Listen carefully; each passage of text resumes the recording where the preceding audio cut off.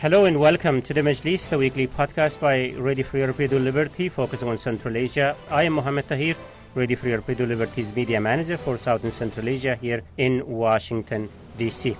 This week, Kazakhstan's interim president, Kassym-Jomart Tokayev, said that his country repatriated 231 Kazakh citizens from Syria.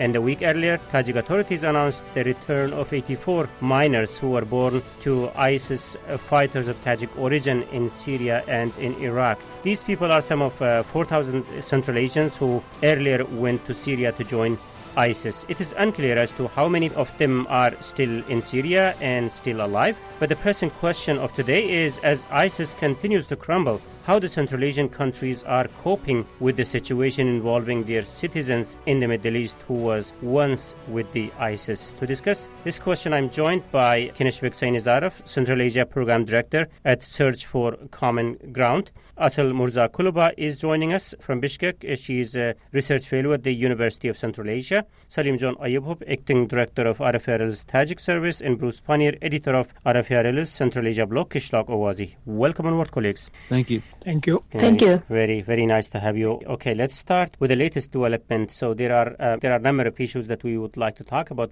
First, the question of repatriation. I guess the latest news is from Kazakhstan, where the last week 231 Kazakh citizens were brought back. So what else do we know about these people, the people who were brought back? Who wants to take this question? Kinesh, Asel, Bruce, feel free.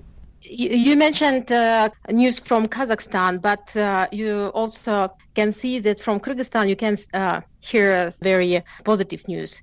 Here we can see that regional response for repatriation was quite different. If Kazakhstan and Tajikistan put a lot of efforts to bring children come back to the home, in Kyrgyzstan we're not seeing such efforts from the government.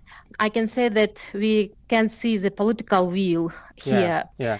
And also we can see that in Kyrgyzstan, a lot of social discussions among the civil society and also different groups about what we can expect actually. And maybe some part of the society not support actual repatriation policy. Mm-hmm. We can see that in Kazakhstan or in Tajikistan also some discussion was raised, but mostly public opinion was not so against this. Yes. Asal, you are touching really an important issue here. We are going to talk about the causes of this, but I just wanted to start with this news first. Maybe Bruce, you can take this. We had some pieces published on our website about the people who were brought back in Kazakhstan. I was reading news about the response by the Kazakhstan's Deputy Foreign Minister, Yerzhan Ashikbayev. He sounded like these people were evacuated from Syria as a result of some sort of operation, and a number of them were arrested. So I was kind of curious, who are the people who were brought back and who are eligible to be brought back and who are not? How these things are determined? Well, I mean, obviously I don't have all the answers to that. Certainly, you mentioned there was 231 people. I think the bulk of them were women and children.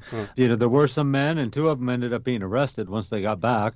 But, you know, I mean, it's a difficult process. These people have either been taken by local security forces and brought to some kind of internment area. In this case, that seems to be pretty much what happened, is these people all essentially gave themselves up to local authorities. And you know, although Kazakh and Tajik and other officials have been involved in this, you know, I think a lot of this is done through either Russia or Turkey, but especially Russia. I mean, you know, like Kadyrov from Chechnya seems to play a pretty big role, certainly in the Kazakh case, of trying to repatriate these people. The first Kazakhs that were brought home, the first children that were brought out of the Middle East and brought back to Kazakhstan, it was all because of Kadyrov's intervention. So there's a lot of different governments involved in this. Then most of these people are not combatants. You know, like I said, for the most part, they're women and children. They were there because their husbands were there, or they had gone with their husbands. Now, obviously, if you're a fighter if you were a fighter out there in the Middle East, then you're probably not going to be as welcome at home, hence the 2 arrests in Kazakhstan. So these aren't the kind of people that are probably giving themselves up unless they were captured, because they know what's going to happen to them. Okay, Salim John, let's talk about Tajikistan a little bit.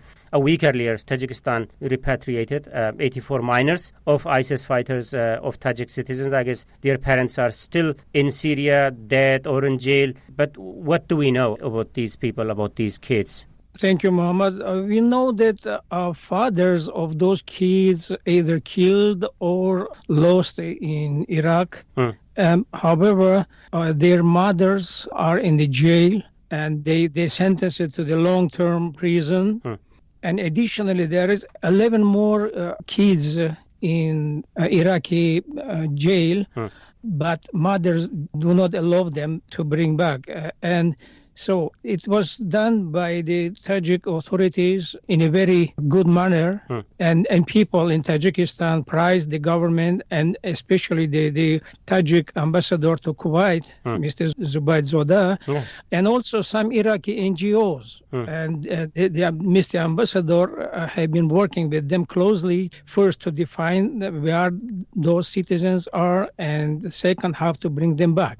However, going back to your question about that, how they define who could be repatriated or not, I should say that maybe Tajikistan was a pioneer in the region about defining his approach towards fighters in Iraq and Syria. Right. In 2014, for the first time, the regional prosecutor of the Sogd region said that we should think about how to help those people to return to Tajikistan. And he proposed that to get a soft approach if those people will come back voluntarily, and if they didn't take part in fightings and are not responsible for killings or things like this.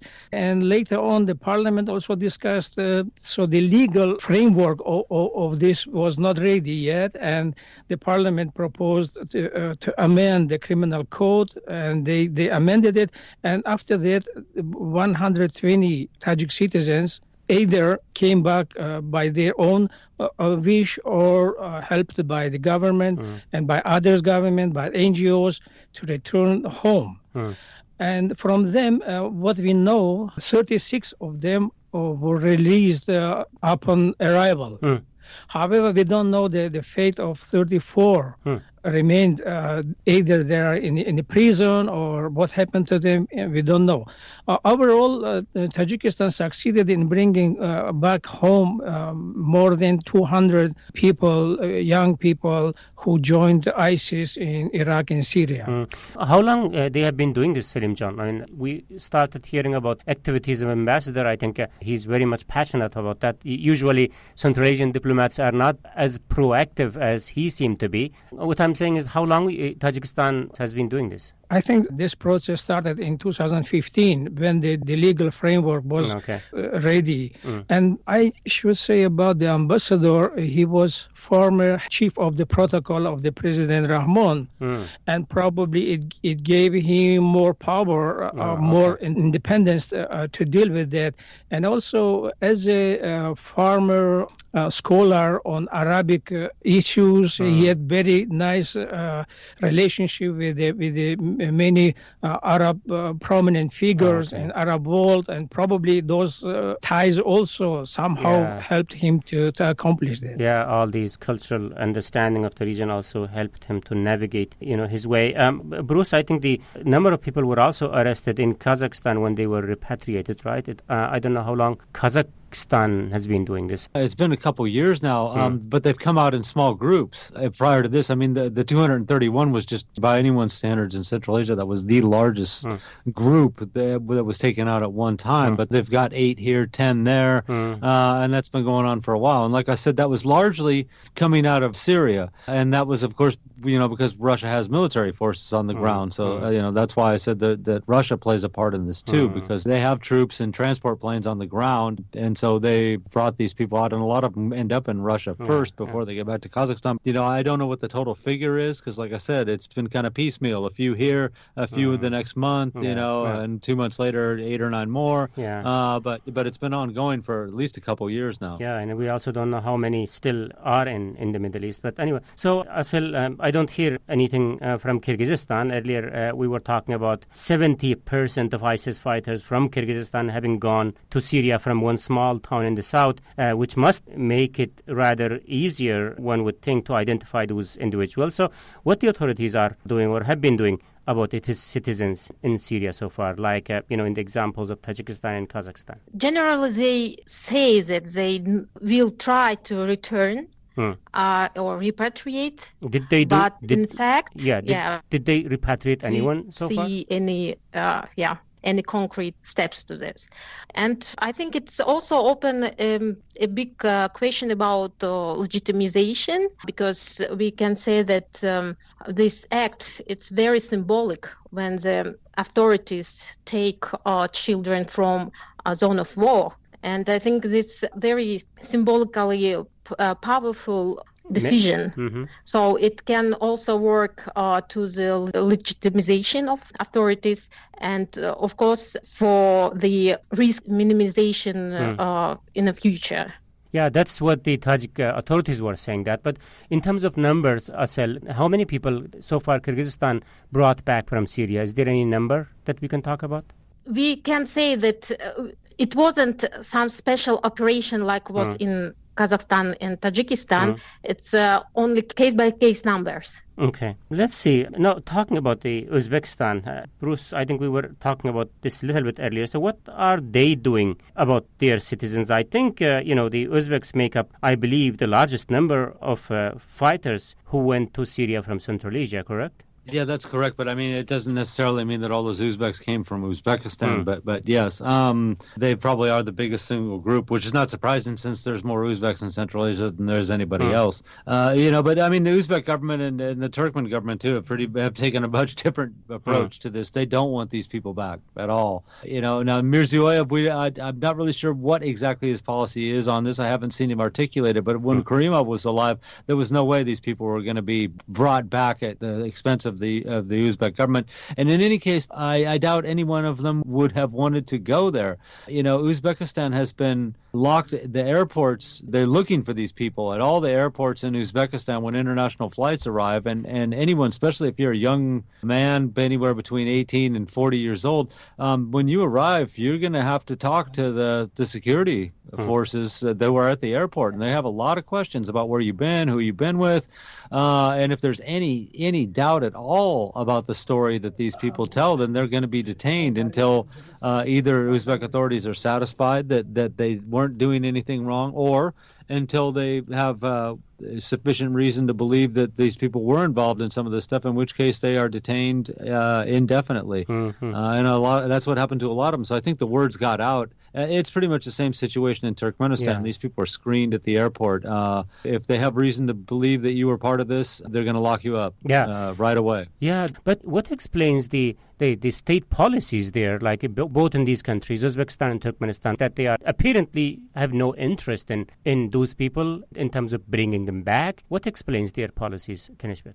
Well, it's largely explains that there is no policy on it. Within the security forces, there are what I see, there are two camps. Ones who think that one way or the other, these people, especially the kids and women, should be repatriated. Right. But then, as the other speaker said, there is another camp of the thought that they believe that, these people have left the country with their own will, and why should the government make an extra effort to bring them back? So, and at the same time, I think the larger issue, like in the case of, let's say, in Kyrgyzstan and Uzbekistan, there is, unlike Kazakhstan and Tajikistan, the criminal code and the legal framework has not been revisited to what extent if that happens with the citizens of Uzbekistan and Kyrgyzstan, how the states will bring them to the, treat them within the parameters of rule of law. Yeah, but if we think in those terms, I mean, Tajikistan, where things are rapidly deteriorating on all fronts, human rights, democracy, and is proactively setting an example, as Salim John said, by trying to own this process from a long time already, and where some democratic-leaning countries, I should say, like Kyrgyzstan and recently Uzbekistan, they are taking backseat. I mean, it's a kind of interesting situation, and I think it's not only Kyrgyzstan or Uzbekistan. If we see UK response, also very restrictive, I will say, and some European countries too. I mean, it's no direct correlation between democracy and political will in such cases, I think. Bruce, is it the way you see it?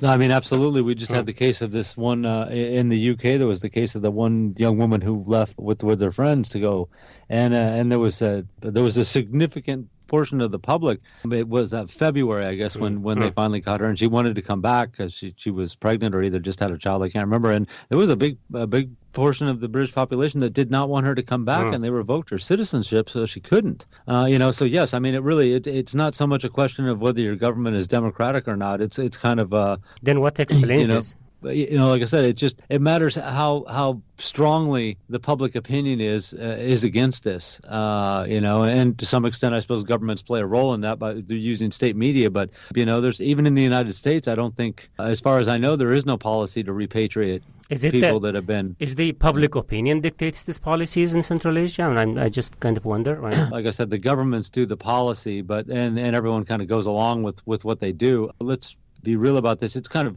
harsh to, especially in Central Asia, they have great respect for the families and stuff. Now, if the husband decided to go and fight there and took his wife and children, and maybe more children were born when he was there, most people aren't going to blame the wife and the children for this bad decision. So it's a little bit different than in the West, where a lot of these people, especially the women, have gone on their own free will by themselves with other friends. Yeah. I mean, a lot of the people from Central Asia, the women and children that found themselves there because the head of the household, the husband, father, took them to these places. Yeah. Salim John, I think you mentioned this a little bit later. Okay, now you have Kyrgyzstan and Uzbekistan kind of taking a different avenue on this. Tajikistan is kind of actively trying to bring them back alongside Kazakhstan. Why Tajikistan is doing this? And what is that they are motivated by? Even without this question, I was intended to add something just to bring more colors and the bigger picture. Yeah. Because it shouldn't be thought like this, that Tajikistan is every day just those statements sitting and thinking how to bring them back. Of course, no. And there is a lot of opposition inside of the government, inside of the parliament, and in the public opinion also. For example, we have receiving a lot of comments that no, we don't want those people come back. Why we need them here? They could bring those instabilities that they have seen in the Middle East and things like this. However, I think, as I mentioned in July 2014, it was a kind of testing the problem and seeing that is it possible by this soft approach to prevent young people to go there?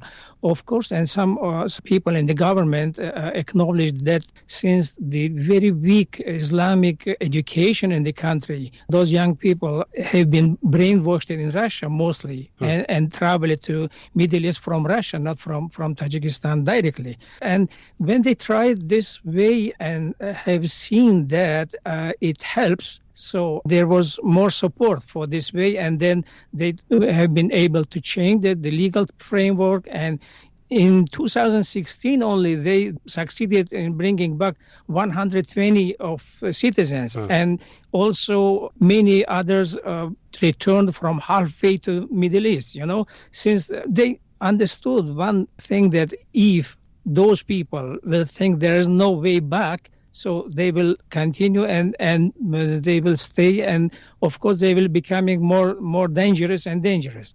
So again, as I said, we don't know, at least from those who came back in 2015, 70 young men, 36 of them has been released, but we don't know anything about the fate of 34 others. So probably they're in jail. And it shows that the government approach was kind of different or selective or individually against any person who has been in Middle East. Okay. Now that the Mohammed, may I please add a couple of points? Since one is since the involvement of Russian government has been mentioned several times, and I think for the fairness perspective, I think we should also not forget that the U.S. and Syrian democratic groups have also facilitated the repatriation of some of the people, especially for those citizens of Kazakhstan.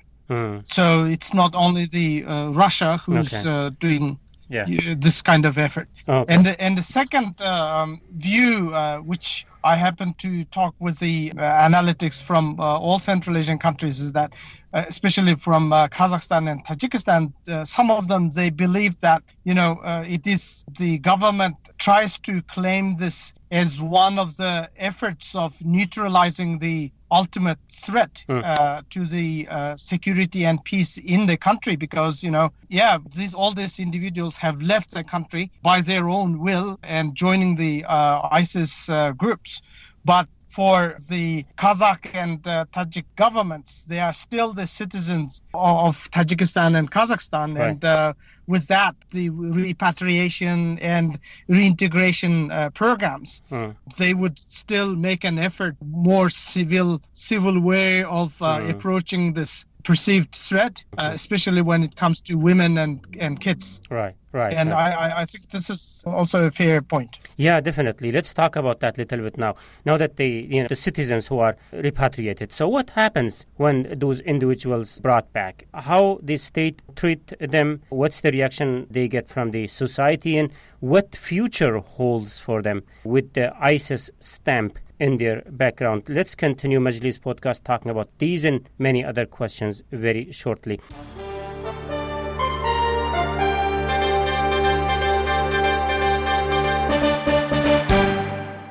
First, let me recap the debate. Today on the Majlis, I'm joined by Keneshbek Sainazarov, Central Asia Program Director at the Search for Common Ground, Asil Murzakuluba, Research Fellow at the University of Central Asia, Salim John Ayubov, Acting Director of RFRL's Tajik Service, and Bruce Pannier, Editor of Radio Free Europe, Radio Liberty's Central Asia blog, Kishlak Owazi. I'm Mohammed Tahir, host of the Majlis here in Washington, D.C., and we are discussing the repatriation of ISIS fighters of Central Asian origin from the Middle East. Okay, so let's talk about Tajikistan first again, Salim John. It's kind of unique case. So once those minors were brought back 2 weeks ago, I understand most of their parents, as you said, are still in Syria or already dead. So what is next for those kids in Tajikistan, and what are some of the common challenges to reintegrate them to the society? I guess many of them even doesn't speak Tajik or Russian language anymore. Yes, you are right. Many of them do not speak Tajik at all. The first thing is that, which I liked very much, the authorities from the very beginning at the airport told all the journalists that please do not show their faces on your reports. And then all those people went through the medical checkup, and afterwards they been transferred to the very nice place, resort on a mountainous area in Warsaw Valley, and they are under the supervision of the psychologists or the doctors and so on. And people asking to adopt those kids, to help, some sending toys and the money and food, and so just showing their empathy. So everyone knew that they are innocent, because some of them even born in Iraqi jails on Iraqi soil. So, however, if we should talk about foreign fighters themselves, as I said, we can divide them into three groups. The first group who has been accepted very nice and who understood the whole problem and themselves try to rehabilitate and reintegrate to the society. So the government helped them to become a kind of agitation group, or how to say, agit brigada, as in the former Soviet Union, and they traveled around the country, meeting young people and telling what they have seen in Syria or Iraq. So this is one group. And reintegration for the people of this group was very easy, it's looking like. The second part is the biggest part. We don't know the details. They just went to their villages, on to their places, or some of them returned to Russia, continuing of being labor migrants. And we don't know for sure that if they understood, if they have any remorse about what have done with their own lives. So, but a smaller group, maybe dozens or less, under permanent surveillance of the security services, because maybe they have some kind of information and they always are looking after them and seeing what they have been doing, and probably they have a kind of schedule just to come to the security service representatives to show up and to sign some papers. I don't know. So, but those three groupings, so we learned as a reporting about those who return to the country. Right. Kenishbek, what's your insight into how Kazakhstan is handling its citizens who were repatriated from Syria? Is it any different from what Tajikistan is doing? Yeah, it is very much different. In Kazakhstan, everyone who has been brought back from Middle East were directly taken to the special center for integration, which is located in Aktau. And all of those individuals are going through, at the moment, through the psychosocial reintegration program. And, we can take an example like I think the Kazakh government or the Kazakhstan has taken in my view, quite a professional approach in it, because they intake everyone and then sort out those who already have some links to the extremist organizations, like in the example of just a recent repatriation case. 16 men, 59 women, and 156 kids were brought back. And immediately 16 men and 4 women were taken for the suspicion of being members of the ISIS. And the other group has gone into the reintegration center in Aktau, and they're going through that treatment. And in Samarkand, I had a considerable amount of time with the 2 ladies who have been working with those individuals in the last 3-4 months. And according to them, both of them are the psychologists.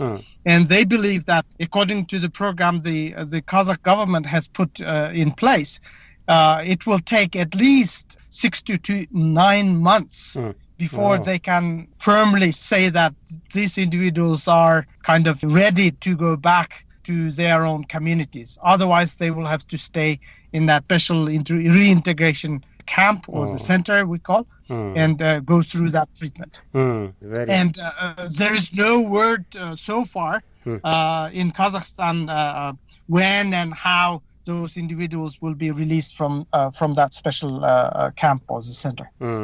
Wow, okay. Asel, children is a kind of a different case here. Talking about adults, the type of people that Kenishbek was talking about, given their background, being in Syria and being part of this terrorist organizations. So what are some of the common challenges do you see these citizens face in their reintegration to the society, even though if they are vetted and released? Of course, they will stigmatized hardly in their communities. And we can say from experience which we had in the frame of Not in Our Name project, that a lot of community members not want to have any deal with families who has members who left to Syria or who come back from Syria, so they hardly stigmatized.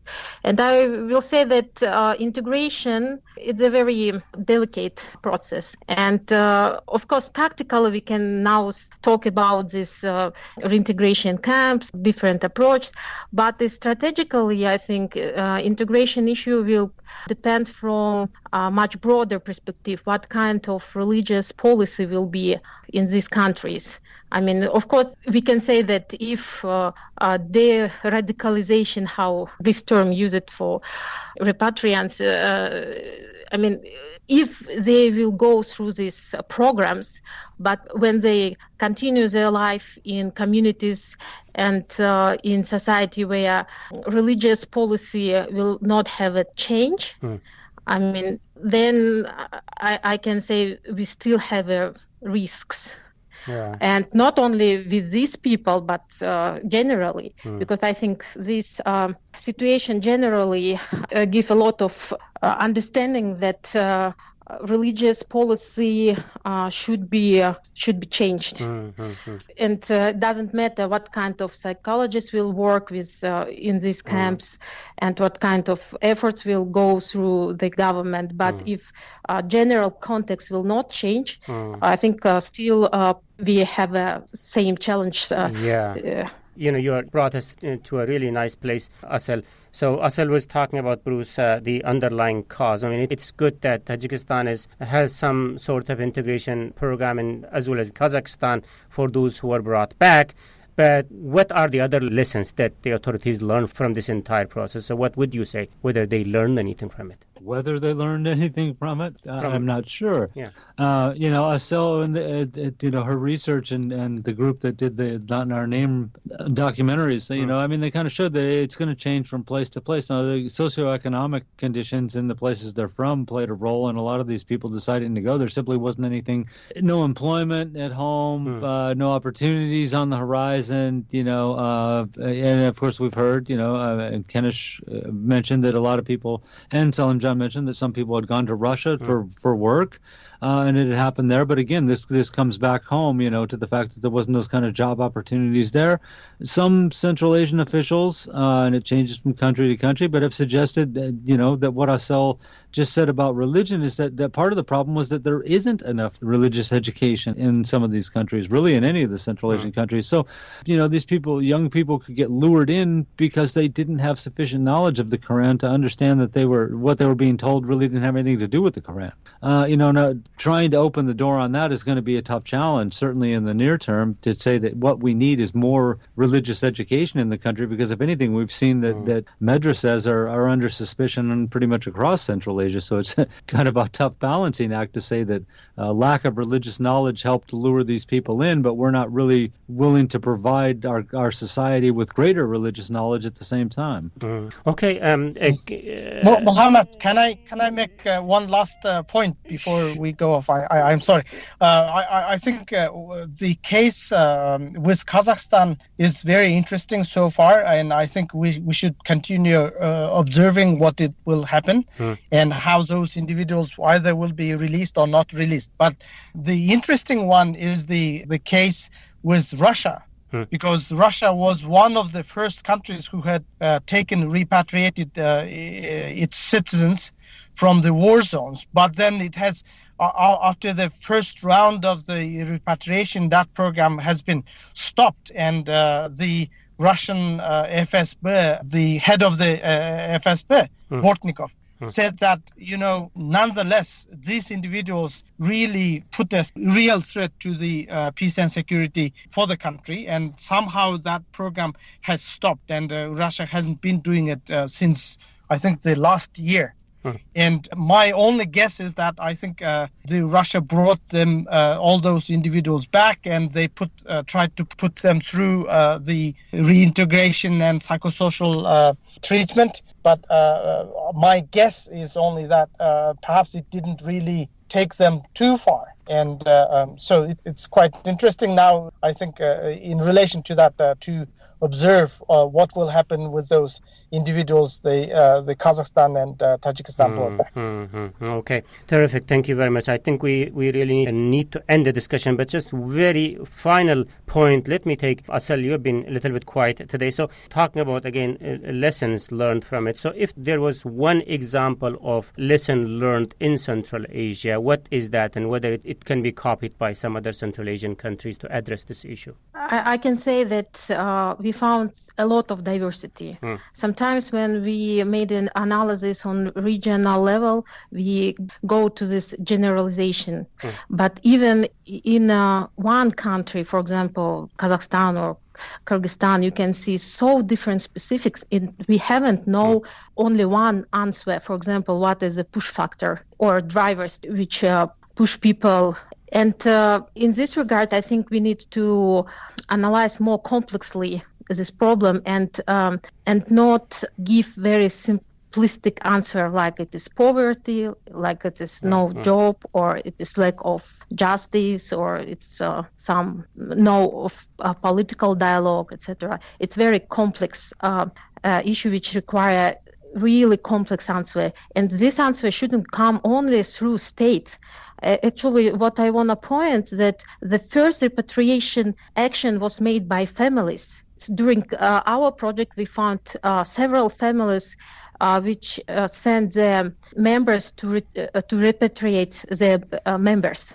So it was the fathers, mothers who left their children in this war. So I think that this is a very remarkable case, and they was the pioneers who made the repatriation possible. I believe we have many other questions to discuss in this topic, but for today, let's end it here. So thank you very much, Asal Mirzakulova, Research Fellow at the University of Central Asia. Asal was also part of the Radio Free Repatriated Liberties team, which did the Not in Our Name, which is a counter-extremism project on Central Asia. Thank you very much. And also big thanks goes to Keneshbek Sainazarov, Central Asia Program Director at the Search for Common Ground, Salim Jan Ayebov, Acting Director of Radio Free Repatriated Liberties Tajik Service, Bruce Pannier, Editor of Radio Free Repatriated Liberties Central Asia Blog, Kishlok Awazi. Thank you very much, colleagues, for your time today. Thank you. Bye-bye. Thank you. This is from me, Mohammed Tahir, host of the Majlis podcast. Until next week, bye-bye.